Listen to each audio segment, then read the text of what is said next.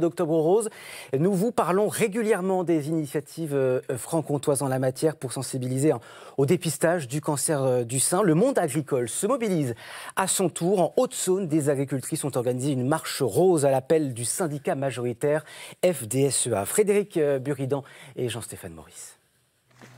Entre amis, en famille, à son rythme, on vient marcher. Un parcours de 5 km, une pause dans son quotidien pour se réunir et surtout s'unir contre le cancer du sein.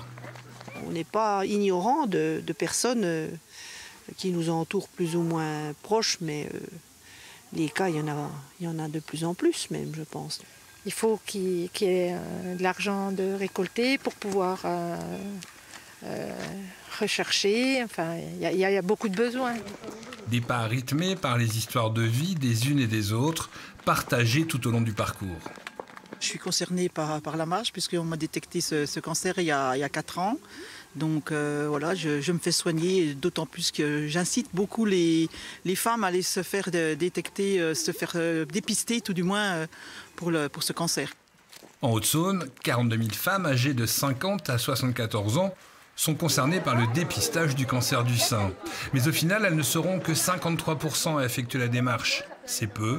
Alors la Ligue contre le cancer s'invite dans les fermes pour sensibiliser là où parfois dans leur quotidien chargé, les femmes peuvent oublier de se faire dépister. Souvent on s'oublie, on ne prend pas trop de temps pour nous et quand on a un peu de temps, souvent c'est pour nos enfants, pour notre famille, emmener nos enfants faire des activités et c'est vrai que des fois le côté santé, on l'oublie bien souvent. Là, on est sur un public jeune, ce sont les jeunes agricultrices.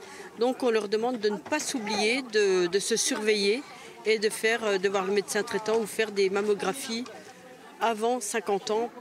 En France, le cancer du sein touche chaque année plus de 60 000 femmes et une femme sur 8 risque d'être touchée par cette maladie au cours de sa vie. Détecté tôt, un cancer du sein se guérit dans plus de 90% des cas, d'où l'importance du dépistage.